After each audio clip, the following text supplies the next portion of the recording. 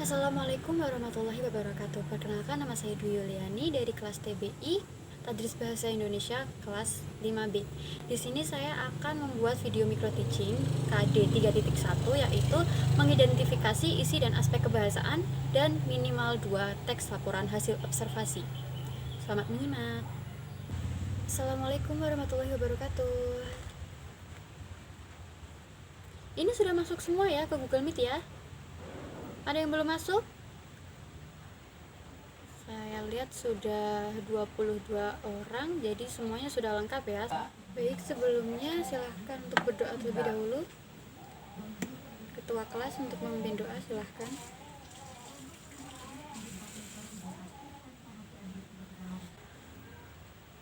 Oke, langsung saja saya buka pelajaran pada hari ini. Bismillahirrahmanirrahim. Assalamualaikum warahmatullahi wabarakatuh. Selamat pagi semuanya. Apa kabar? Ya, alhamdulillah, semoga kalian selalu dalam keadaan baik ya.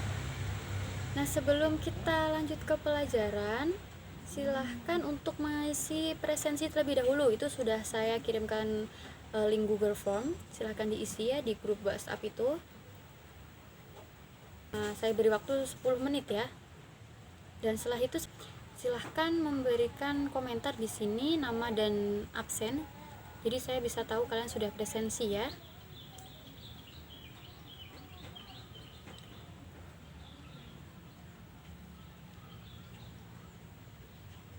Sudah semuanya?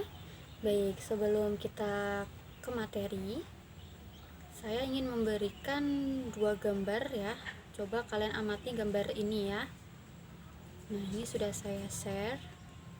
Ini gambar yang pertama, silahkan diamati.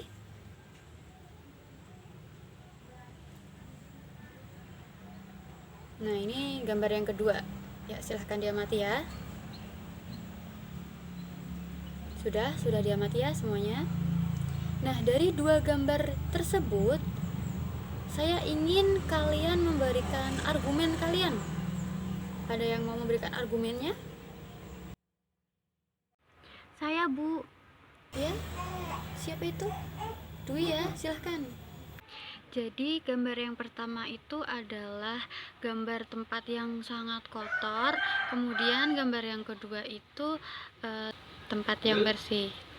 Dari yang dikatakan Dwi tadi ya, berarti Dwi itu sudah mengobservasi sesuatu, yaitu mengobservasi gambar tersebut. Jadi apa yang ada di gambar tersebut kamu sudah menganalisis, dan kalau kamu ingin membuat teks observasi, kamu bisa dengan cara seperti itu tadi contohnya. Jadi saya ingin terlebih dahulu menjelaskan ke kalian tujuan belajar kita mengenai, ayo, ada yang masih ingat kita akan belajar apa hari ini? Minggu kemarin saya sudah bilang ya, hasil observasi, Bu. Betul, kita akan membahas mengenai teks laporan hasil observasi. Nah, jadi sebelum kita belajar ya, sebelum kita memasuki ini, saya ingin memberikan terlebih dahulu. Jadi tujuannya yang pertama itu semoga nanti kalian mengetahui pengertian teks laporan hasil observasi ya. Kemudian yang kedua, kalian bisa menentukan ciri-ciri kebahasaannya. Dan yang ketiga yaitu menentukan struktur dari teks laporan hasil observasi tersebut. Kemudian menyusun ringkasan teks laporan hasil observasi berdasarkan struktur, ciri kebahasaan, dan isi teks laporan hasil observasi. Kemudian nanti kalian mempresentasikan hasil ringkasan teks laporan hasil observasi itu berdasarkan struktur, ciri kebahasaan, dan isi teks laporan. Nah, jadi saya ingin kalian tetap fokus ya, tetap fokus dan juga semangat untuk belajar hari ini, walaupun ini hari Senin ya. Hari Senin udah jam 1, jangan ngantuk ya. Baik ya, kita bisa mulai dengan membaca terlebih dahulu deh. Saya ingin kalian membaca teks laporan hasil observasi ya, yang ada di buku kalian itu. Judulnya Wayang. di halaman 9. Silahkan dibaca dulu, saya beri waktu 10 menit untuk membaca ya.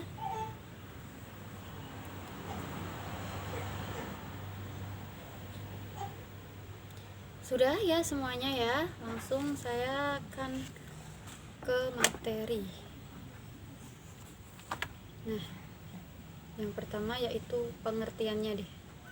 Pengertian teks laporan hasil observasi. Ada yang sudah tahu apa itu teks laporan hasil observasi?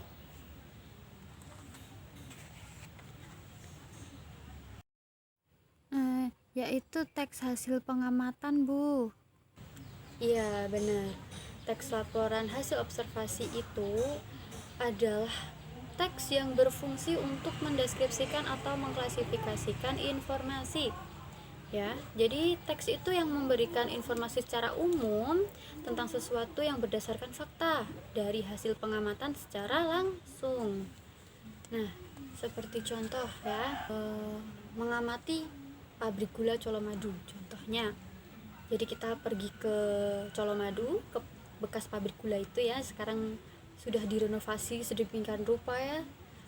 Terus sekarang jadi tempat wisata juga, jadi tempat kunjungan industri, jadi apa namanya, museum ya sekarang ya, itu ya Museum Colomadu apa gimana.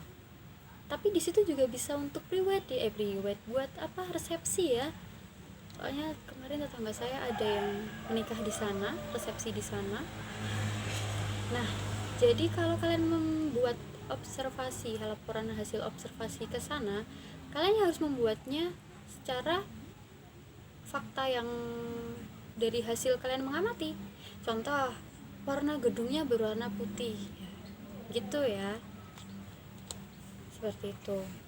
Nah, kemudian kita lanjut ke ciri-ciri teks laporan observasi. Nah, ciri-ciri yang pertama itu berisi pembahasan berupa ilmu tentang suatu objek atau konsep. Jadi, informasinya bersifat objektif. Kemudian,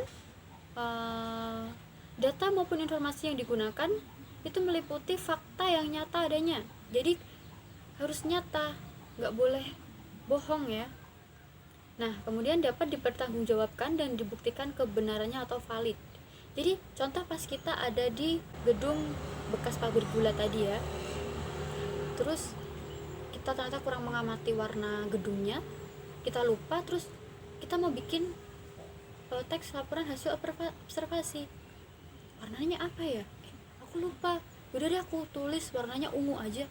Itu nggak boleh ya, harus berdasarkan fakta dan benar gitu ya, nggak boleh salah-salahan kalau bikin teks laporan hasil observasi. Jadi pengamatan itu harus disusun secara sistematis juga, jadi berurutan, dan juga pengamatannya dilakukan secara cermat dan teliti ya. Ini tadi hubungannya sama yang valid tadi ya. Jadi harus datanya valid, kemudian pengamatannya harus dilakukan secara cermat dan teliti.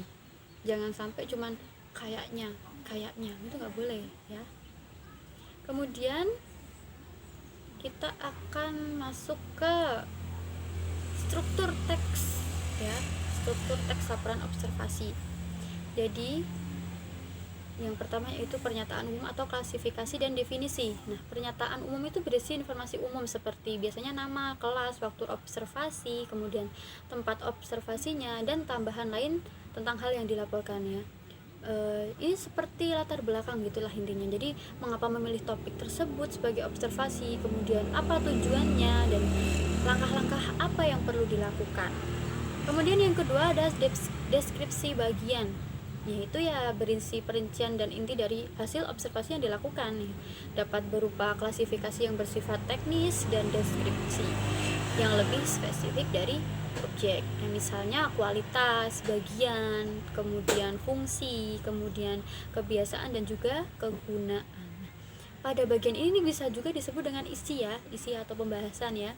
Itu merupakan bagian-bagian yang berisi pokok pembahasan ya, seperti menjelaskan sejarahnya, mungkin kegunaannya, fungsinya, dan hal-hal yang terkait diiringi oleh fakta-fakta dari topik observasi. Jadi bisa berupa gambar, bisa berupa tabel, grafik, ataupun yang lainnya. Kemudian struktur yang terakhir yaitu simpulan. Nah, itu berisi ringkasan umum dari hal yang dilaporkan ya, hal-hal yang mewakili unsur penting dalam kegiatan laporan hasil observasi, seperti apa yang ditemukan, kemudian tidak boleh ada unsur opini, begitu.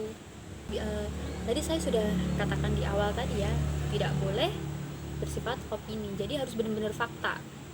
Warnanya putih ya putih, nggak boleh ungu, kayaknya ungu, nggak boleh ya, seperti itu. Nah, dari sini ada yang ingin ditanyakan?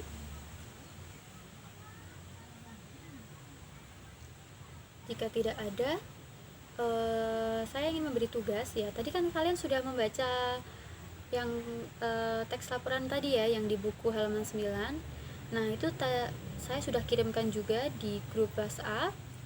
File itu berisi nama-nama, sudah saya bagi kelompok. Jadi ini dikerjakan secara kelompok ya, yang ini ya. Nanti didiskusikan tentang strukturnya, pembagian strukturnya, ciri-cirinya seperti itu. Nanti dikumpulkan karena ini hari Senin, jadi nanti dikumpulkan di hari Rabu ya. Di hari Rabu malam tidak apa-apa. Nah, nanti di hari Kamisnya kita bahas ya. Kita bertemu lagi di hari Kamis kan ya, pertemuan selanjutnya ya. Nah, paham ya tugasnya ya. Oke. Nah, jadi kesimpulannya ya, tentang teks laporan hasil observasi itu adalah teks yang memberikan informasi secara umum tentang sesuatu yang berdasarkan fakta dari hasil pengamatan secara langsung. Kemudian ciri-cirinya tadi ada yang seluruh informasinya bersifat objektif, kemudian data maupun informasi yang digunakan itu merupakan fakta dan nyata ya, terus dapat dipertanggungjawabkan dan dibuktikan kebenarannya.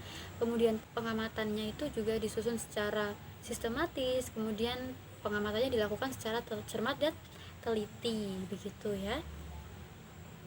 Sebelum saya tutup, saya ingin memberikan tugas individu juga. Jadi ini nggak berat kok, tugasnya nggak berat yang individu. Jadi itu ada 5 soal ya, di halaman 9 ya. Itu silahkan untuk dikerjakan individu. Nanti kita bahas di pertemuan selanjutnya ya. Jadi tugasnya ada 2 ya, kelompok dan juga individu, begitu ya. Nanti tugas yang kelompok nanti akan saya suruh untuk maju satu-satu, terus menjelaskan apa yang sudah didiskusikan, apa yang sudah kalian dapat, begitu ya. Kemudian untuk pelajaran selanjutnya ya, nanti pertemuan selanjutnya kita akan belajar mengenai teks anekdot. Jadi saya harap sebelum nanti kita pelajaran, sebelum bertemu dengan saya, kalian sudah membaca-baca terlebih dahulu atau sudah mencari informasi-informasi tentang teks anekdot sebelumnya ya. Oke, begitu. Dari sini ya, sudah sampai sini, adakah yang ingin ditanyakan? Tidak ada? Baik, kalau tidak ada, saya cukupkan sampai di sini pelajaran hari ini. Semoga bermanfaat bagi kita semua. Semoga kalian juga selalu sehat ya di rumah ya. Jaga imun, jaga mood, jaga semuanya ya. Baik, sekian dari saya. Wabillahi taufiq wal hidayah. Wassalamualaikum warahmatullahi wabarakatuh.